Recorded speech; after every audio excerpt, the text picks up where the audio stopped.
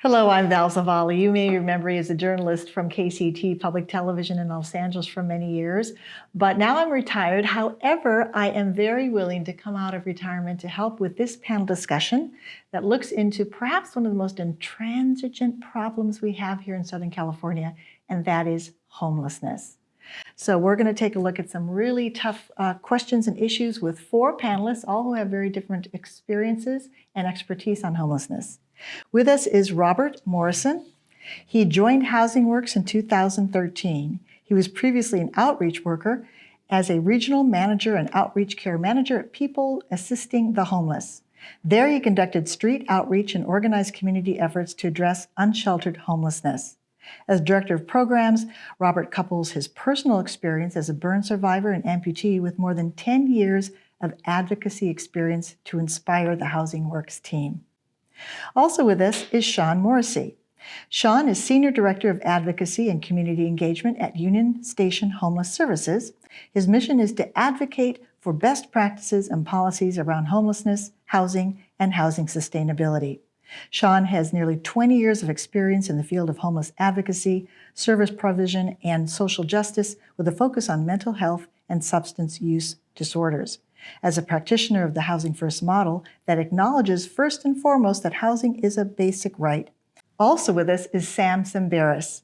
Sam is a founder and executive director of Pathways to Housing, a Housing First program for individuals with serious mental illnesses, long histories of homelessness, and often co-occurring substance abuse.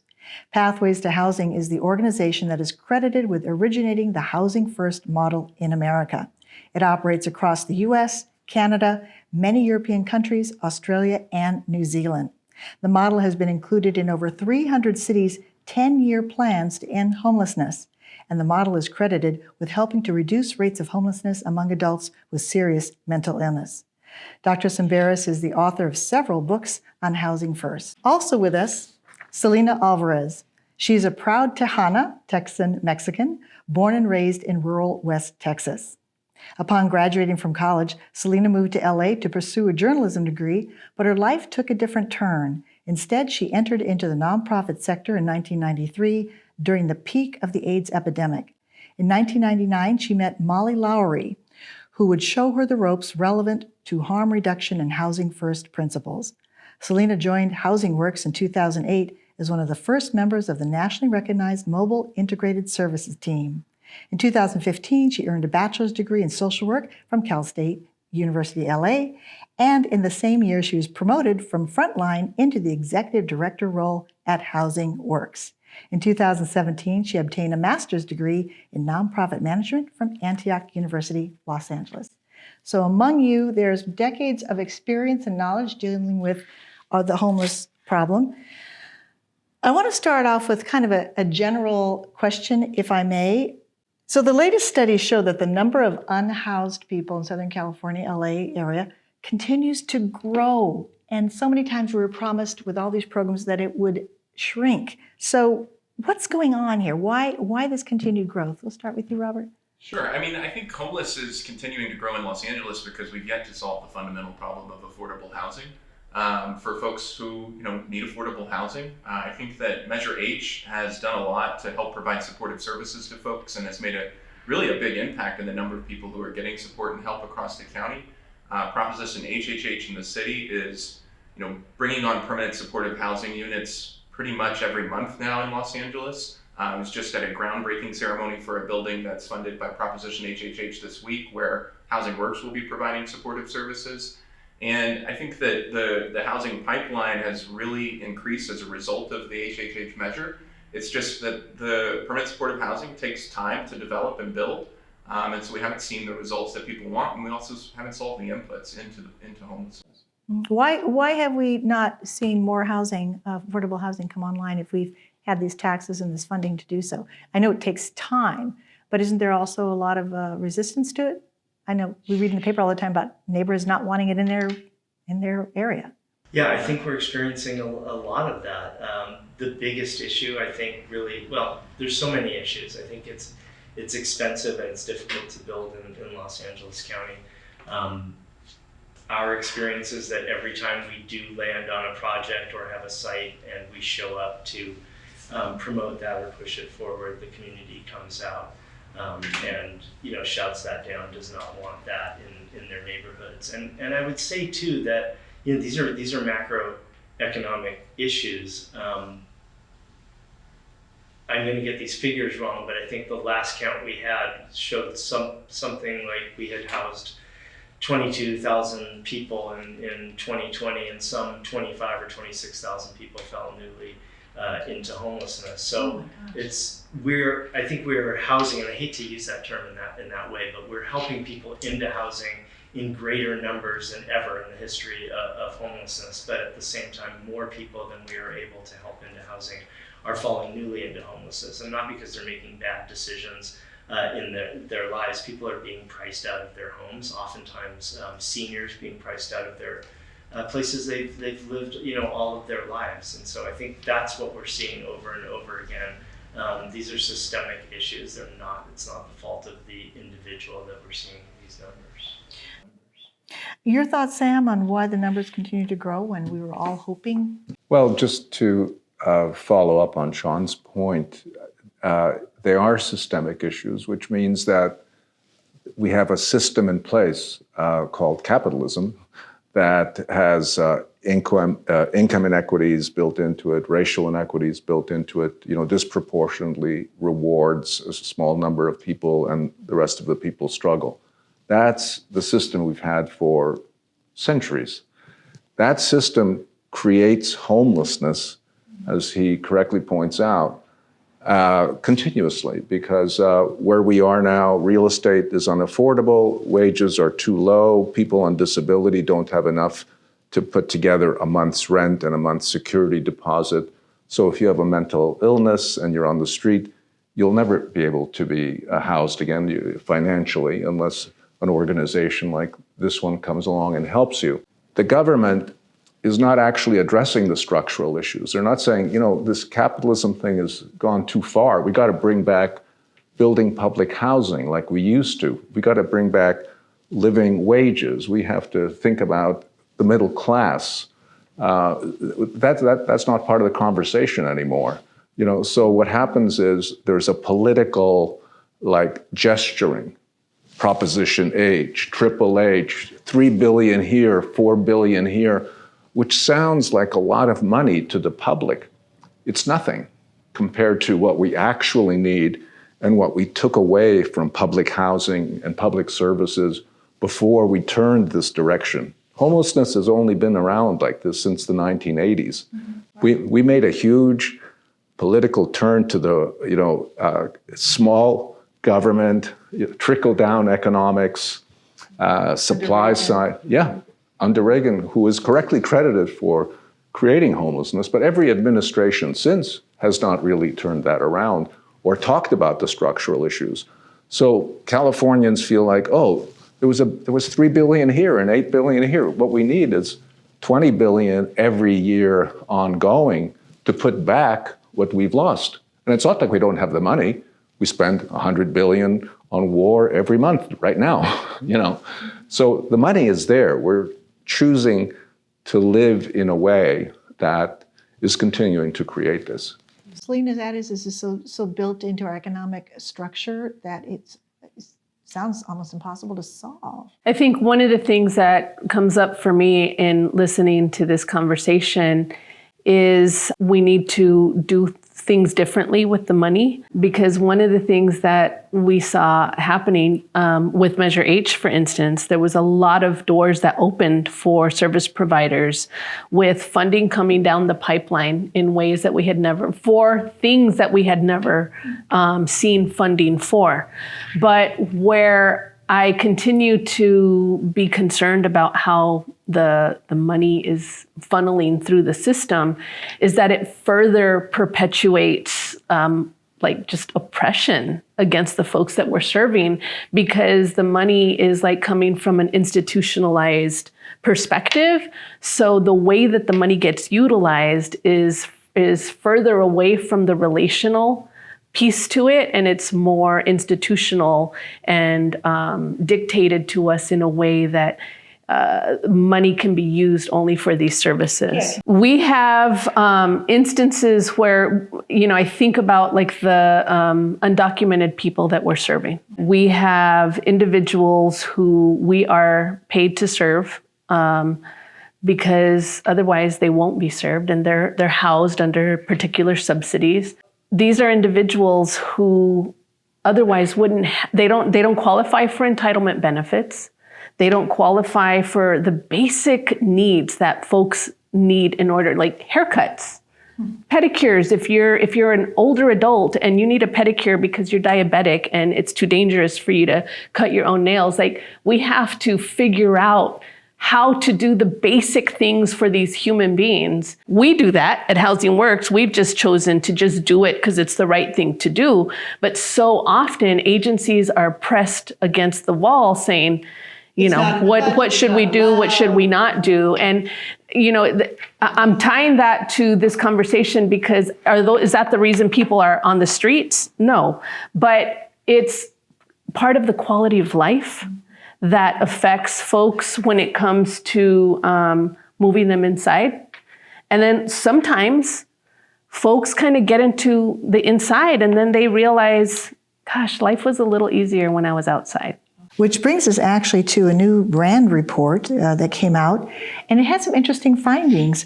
It found that a significant number of homeless people, if they were offered, say, shelter in a group home that also required sobriety, that about half of them would reject that kind of housing. So, but if they were offered, say, private rooms, they'd say, yes, I'll go to that. So there seems to be also, you have to, I guess, look at the particular needs of the individual homeless person and say, what will work for them?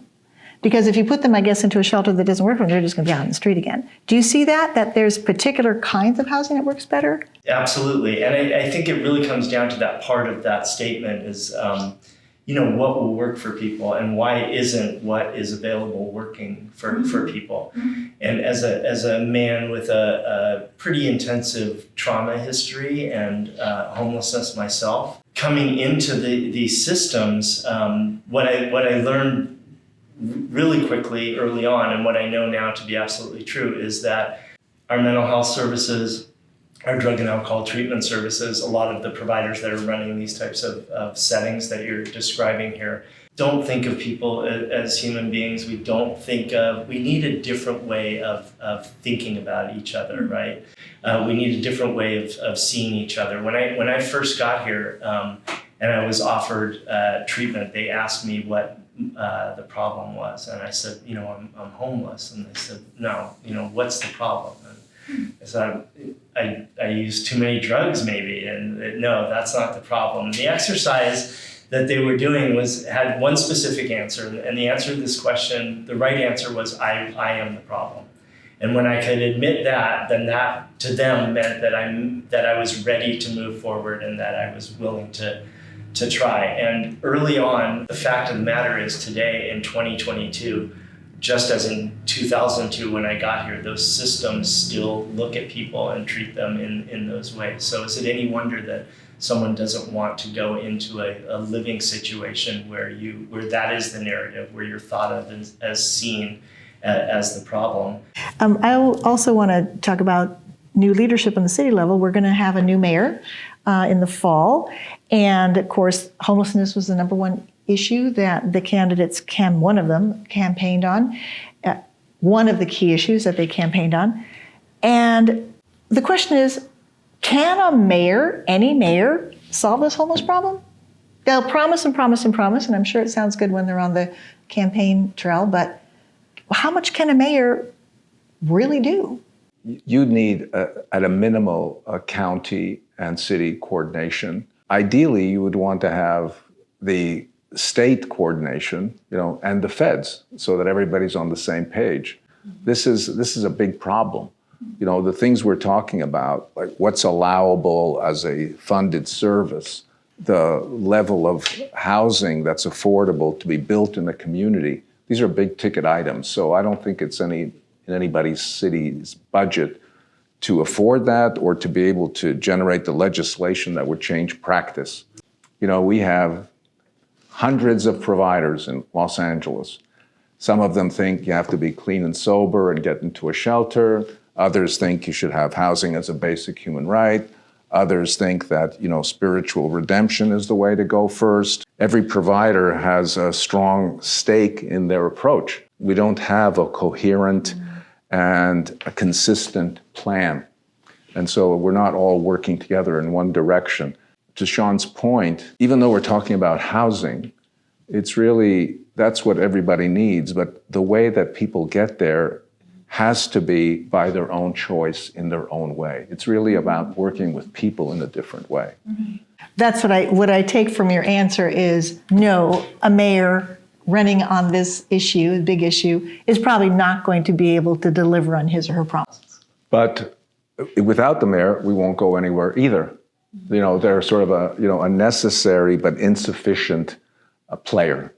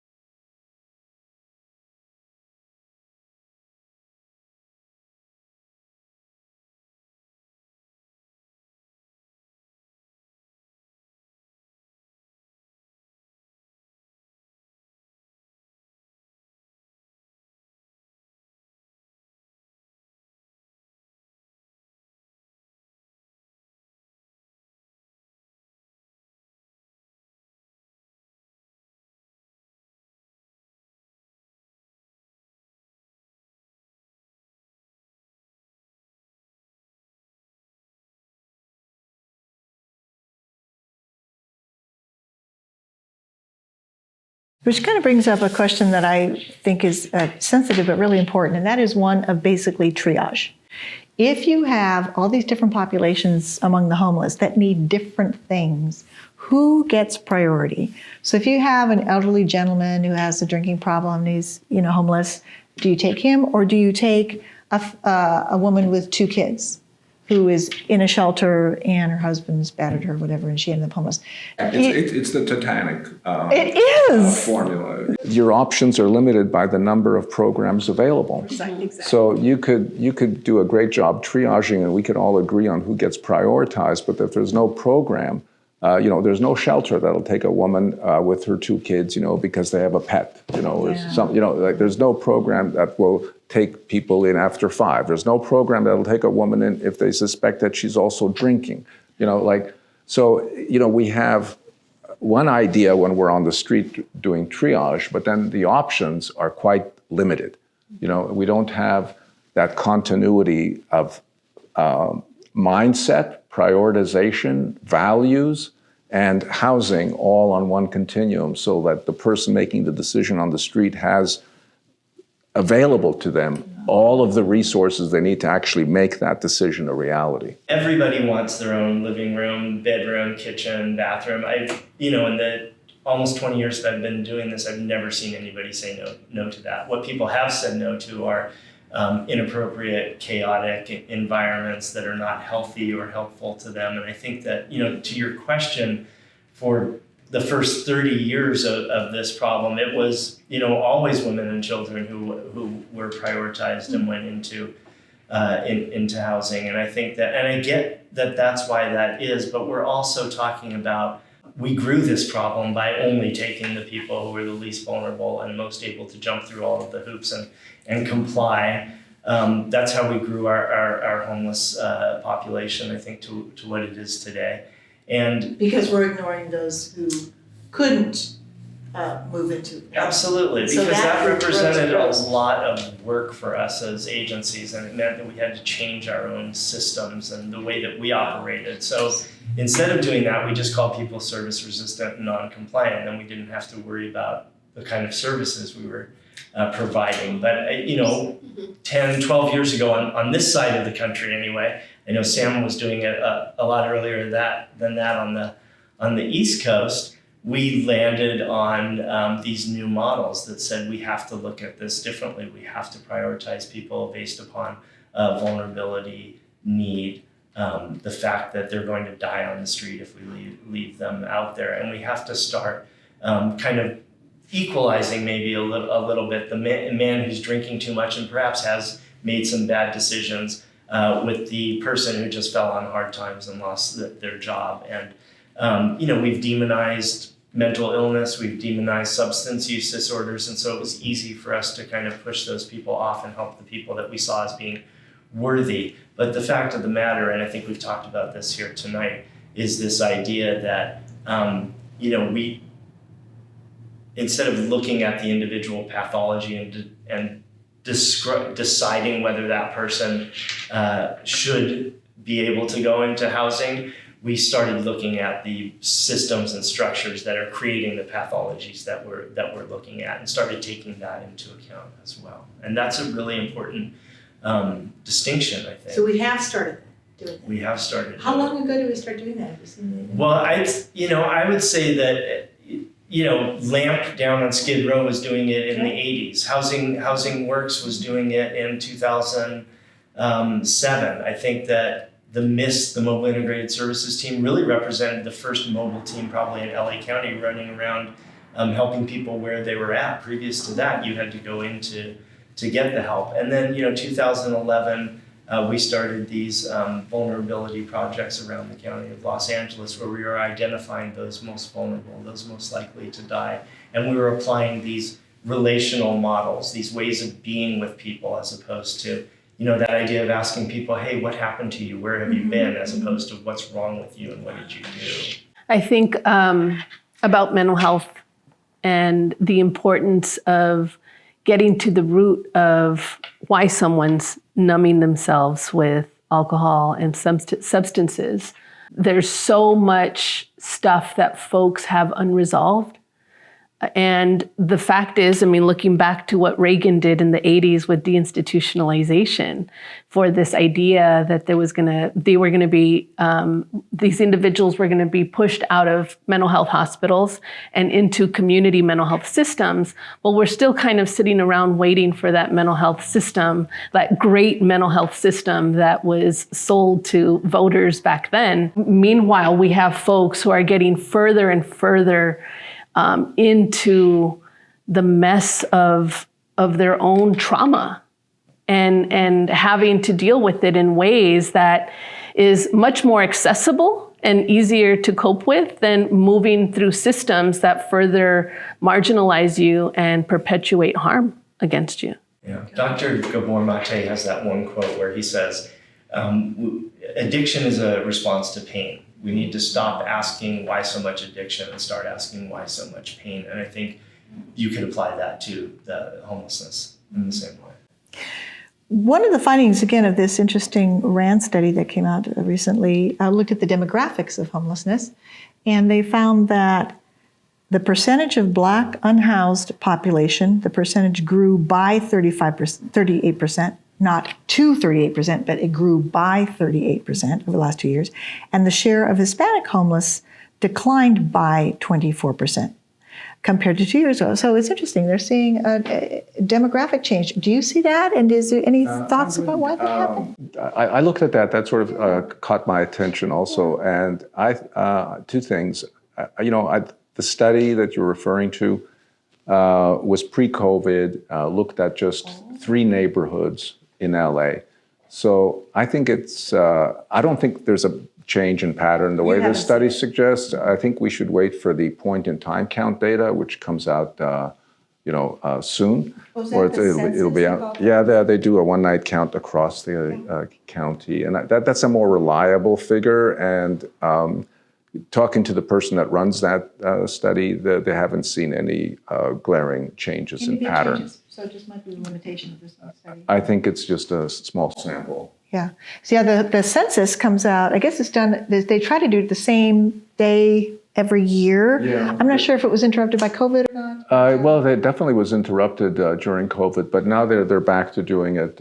And they've also expanded the window for just doing it from one night to doing sampling over a course of a few different weeks. So I think we'll probably get a slightly more accurate number now. But, the number has always hovered around 60,000 for LA County. 60,000. Yeah, 58, 60. That we know of. And it's still an undercount. And, there's an interesting pattern that happens. It's announced, and every year it's been going up, by about 2 or 3% for all the reasons we talked about. More people are falling in, and Less affordable housing. and then the governor and the mayor inevitably say, "This is shocking." Every year they come out, and it's like they, I don't know, like Happy New Year, and this is shocking. It's like the same announce. Like, how is that shocking if it's happened the last 15 years in a row? But that's the count, and it's not a good count, but it gives us a pulse of like we're not doing well on this issue, and we could do better. And I think the one thing, we've talked a lot of the complexities and nuance on people, characteristics, and housing availability. I want to say very clearly that this is actually a very solvable problem. It's not as complicated as even that we're talking about it. We're just trying to explain it. It's very simple to end homelessness. Lots of counties and cities have done it in this country. 83 cities have ended veterans' homelessness in the United States. Not so many on the West Coast. But there's, Milwaukee City and County on the last count had 17 people on the street. What? Yeah. And this is not a small town. It's a city of This is a decent 700,000. size. 700,000. It's not as big as here, but it's a substantial place. Yeah. So just to be clear, this is solvable, and we all know how to solve it. We don't have the political will, resources, and coordination to make it happen here, but it doesn't mean it can't. And now there's been this dust up at LASA. It's a kind of a bureaucratic story, but maybe one of you can explain it in just layman's terms about what happened, because I think it has a direct impact on the success or failure of our programs, doesn't it? First of all, we should say it was the creation of a city and county collaboration. And everyone said, unless the city and the county collaborate, we're never going to solve this. Instead, so they said, okay, we're going to create this organization called LASA, which was a combined... A coordinating entity. Right. They don't actually control the housing resources. The county housing authority and the city housing authority control the vouchers. Okay. LASA is just the coordinating entity for that. LASA also coordinates something called the Coordinated Entry System, which addresses the prioritization we were talking about, who gets housing. And they are in charge of doing the annual count on homelessness. So they play a big role in the management of homeless numbers and allocation of homeless resources. They're the mothership. So what was the problem that emerged recently at LASA that we heard in the news? Well, I think there's kind of 2 parallel things I think that are relevant to LASA. And there's one that's about the executive director and what's happening there, which is I think the one you're referring to. But also recently, the county supervisors had over the last 6 months had a Blue Ribbon Commission report out on homeless systems governance, where they were really, I think, talking about the bigger issue there. I think the issue with the executive director is perhaps a smaller issue that is a little more shiny and exciting. Yeah. But the Blue Ribbon Commission report on homelessness was just adopted by the County Board of Supervisors, and it includes a lot of information, really, and a lot of strategy around how LAHSA should function. LAHSA, I think, has struggled because it is a joint city-county authority and because it's subject to various different commissions and everything like that are actually leading it. So it creates kind of a chaotic management system, as well as, I think, when you add in the fact that it is both a city and a county body that's very connected to City Council and the County Board of Supervisors, it's often used, I think, by those politicians to solve very small problems instead of creating sort of a systemic solution to the issue. I mean, I've seen that in street outreach where you would get a call from the City Council's office in 2010, and they'd say, hey, you're a loss and found program. We've got a problem over here. We want you to come over here and solve this, instead of continuing with your regular outreach strategy to help folks. And I know that kind of thing continues to happen as well. So I think it's good that we're looking at the governance of that system. I don't know what'll come out of And it. we're just talking about where they'll get a constituent complaint, Yeah. and they want to be responsive to the constituents, and they want to show, yes, we have this freeway underpass that's full of tents, can you please get them? And so you're right. And so they call and they pressure on, and then it kind of has to Same happen. with the But- tiny homes. the tiny homes. Everyone thinks that's the answer too. People who I chat with, these tiny homes, why don't they just all give them tiny homes? It's perfect. Blah, blah, blah, blah, blah. It's never as simple as it seems. Everybody loves the quick solutions. Fire the executive director, get a tiny home, put out a couple of $1 billion, and always addressing the thing like it's an emergency. We've been at this for 30 years and it's still talked about like an emergency. There's something wrong with the narrative. I think too, what has happened is and I'll just speak for LA County, over these past 10 years or so, we've created an actual system by which, to Sam's point, we can solve this problem. And I think that so often when the problem doesn't get solved for all of the reasons that we've described here, the weight falls on an entity like LAHSA. And so it's about throwing the baby out with the bathwater. What they're looking at are maybe some governance issues, but what it also potentially has the potential to do is dismantle a system that, with the right resources behind it, the right housing, the right interim housing, the right community linkages and services, we can actually solve this problem. So I think it gets really challenging in that way too. So Let's talk about public reaction in neighborhoods. Public housing or homeless shelters in neighborhoods, they are almost 100% rejected or protested or not wanted by the community in which they should be placed. And I think there was even some agreement among the LA City Council that each of the council people had to take a, homeless shelter in their district so that they wouldn't all be put in one district. How do we get over this not in my backyard NIMBYism when people also simultaneously complain about the growing problem of homelessness? Is there any way to get through to folks? It's funny. I think there is a way to get through, but it's not one that's quick or easy. One of the things that I do in my limited free time is I serve on my local neighborhood council. And I got on my What neighborhood are you in? I live in Hollywood. Oh, okay. So I got onto that neighborhood council with one reason being that I wanted to engage the people that come to neighborhood council, who are often sort of the angriest folks in many cases about this issue of homelessness, but the larger issue of public safety, because so often these two issues are tied together in the narrative, crime and homelessness, despite the fact that people who are living on the streets are far more likely to be a victim of crime than anybody who's living in a home. So, I think that I've been on that neighborhood council for almost 2 years now, and I think slowly, at least in my neighborhood, I'm seeing that conversation shift a little bit. I've worked really hard to include voices in different narratives and to make sure that we have, conversations about those more root causes of this issue.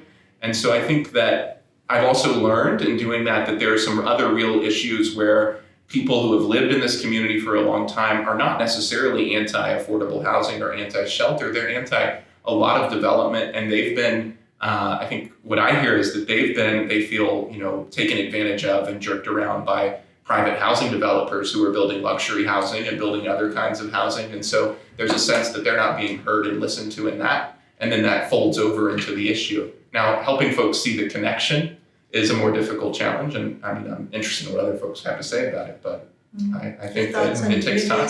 Yeah.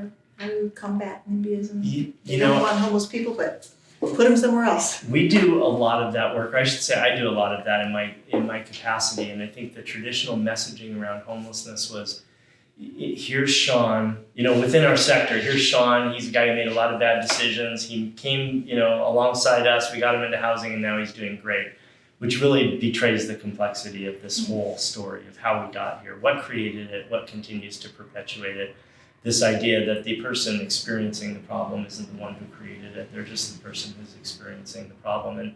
And when you try to disseminate that message into large groups of people, it's rarely heard, but I think in smaller numbers, like what Robert's talking about, one-on-one or groups of neighborhood councils, elected officials, when you can tell the full story of, not only all of the events and all of the systems and failed systems and structures that created this problem that many years ago, but are some of the same systems that are continuing to perpetuate it. When you can place the blame of the problem on the actual entities that created it and continue to perpetuate it, and you can humanize the person who's experiencing this issue and help them be seen as someone with the same longings, hopes, dreams, families, histories as the rest of us. And you can do that in smaller settings. Like Robert said, it's a lot of heavy lifting and it takes a long time. But when people hear all of that, I think it tempers a lot of what people are experiencing. And when you include the voice of lived experience in the telling of those stories too, that also tempers it lowers the asshole factor in the room for sure, because it's harder for someone to come and say all of those terrible things that they think about homeless folks when there's someone there who's experienced it. It serves in that way, but it also really gives people the full story, a full picture of what's really going on that centralizes the fact of the human being who's really living a trauma, probably lived a trauma that were years in the making leading up to homelessness and are right smack in the middle of their own nightmare right now while they're experiencing it and want desperately to be out of it. But the system's not set up to help them get out of it quickly. Lots of places have, taken over a 20 or 30 unit building with small studios, have one case manager. People are all in there are using, and it's not safe. And then they say, that's the building we don't want. It gets to the safety issues. But I think there's two ways. I mean, I agree that what we're fighting is the sense of us and them. Like the public has a deep sense of homelessness is about other people. Like they're not us. And what Shawn and Robert point out is just bringing people who are actually homeless or have experienced homelessness or are experiencing homelessness to those meetings. You don't have to take away those labels. They just disappear because it's just another human being having a very hard time, and then you can't resist that. It's just it brings our common humanity together. It eliminates the labeling immediately. But there's also a kind of a way that I think you can push for the use of public lands. I mean, you don't have to negotiate everything with permission. The city and the county and the state own, lots of property, and you just build the thing there. And what almost always happens is that once it's there, people actually like it a lot more than they ever thought they would. So there's both of those.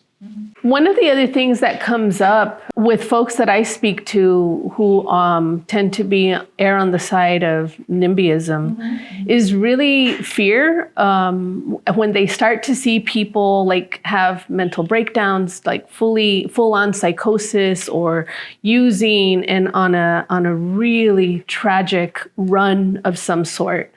I think there's some onus that the system needs to take a look at around what we aren't doing to support organizations like ours to really get in there with people and be present with them, because we're so consumed with billable items for service provision. I mean, that's where we're heading. And this is one of the conversations that I get really passionate about. Explain that, billable items. So when you're billing for service, like the services that we provide for supportive services money in a into- building. So let's say brings money there's, into housing. I'll give you an example. There's a building, a beautiful property down in South LA that we're serving, one of 8 that we're currently serving.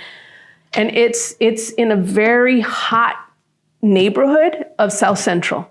Hot meaning a lot of activity is happening, gang activity, there's just all kinds of street activity happening, right? And the building it's about a 64 unit property, and we have 3 staff there. But let's think about the fact that the mothership, LASA, is prioritizing, we're now as a system prioritizing people according to their acuity levels. The ones who are more vulnerable are the ones getting prioritized and housed, meaning they have increased challenges and things going on with them. So it's not serving one person. For every one person you're serving 2. Okay? their needs Because are of their needs. And so we're not adequately staffed.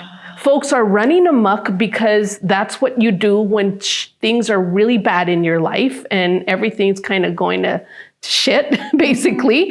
And we're expected to come in and, well, that's what we supported this development to go up for. And we're already behind the 8 ball. We're getting our asses kicked as an agency because we don't have enough staffing. We don't have enough time. We don't have enough of what we need to do the people work. But you're only funded, you can only bill for. We're funded a for certain the number of people. paperwork. Only funded for 3 staff people. And you need 6, 7, 8, 9. Yeah, you need more than that. But you can't because it's not budgeted. And neighborhoods are afraid. They're frustrated. There's a lot of activity. You know, I can say in my part of Altadena, there's a lot of stuff that happens. And it's one of those things that only because I work in this do I understand the complexity. So it doesn't make me angry at the person. Mm-hmm. It makes me angry at the system because I know we could fix this. I think about holistic approaches to human engagement. When I think about racial disparities and just the racial inequities and what we're not doing, we're funneling all these human beings who come from such different backgrounds through a system that isn't taking into account who this person is culturally, who this person is ethnically, who this person, like we're just kind of serving them all according to what the system says we have to do, and it's not working. Which is what we did originally at Housing Works before caseload ratios and funding limitations.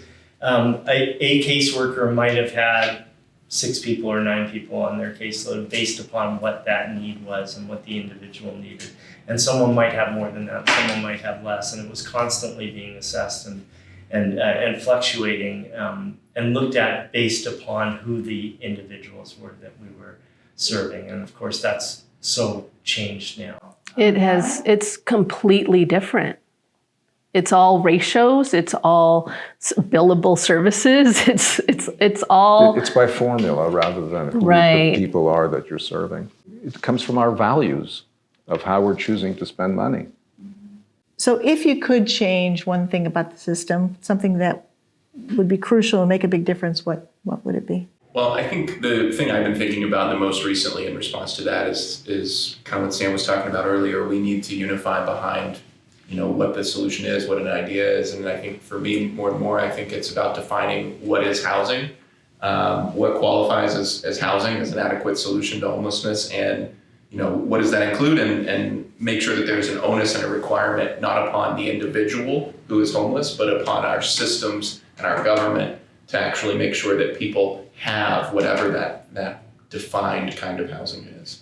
It goes back to the relationship. For me, it's really about building relationships. And if I could change one thing in the system, I would really go back to doing it as Shawn described earlier. What we know works. We took on 75 people when we first started doing the mobile integrated services team work. And we had a 98% retention rate at the end of 3 years. And that tells us the value of being present with a purpose with other human beings, what impact that can have on others. For me, I think just from the lessons learned in traveling around different communities and different places, I think it's all about shared vision and leadership. I think that if there was someone in charge that actually believed in these values and the importance of these resources, and then was willing to put their political influence in a direction and create a community to do that, I think we could actually solve this thing. Yeah, I think if we're going to do housing first, which is what we believe works, then we need to do that. We need to do it across the county. We need to not just have a housing first approach. We need actual fidelity to a housing first model. Housing Works does that. Union Station does that. Not everybody in the county is doing that. So an actual commitment to do real housing first, which speaks to all the relational stuff that we've talked about, because real housing first is steeped in relationships first, right? And having some oversight as to like what that looks like and how that's done with all the contracting service providers. Well, let's hope some of the people in charge listen to the people who have had the experience on the ground. That really makes a big difference. So thank you all so much for your time, your thoughts, and your hard work. Thank you.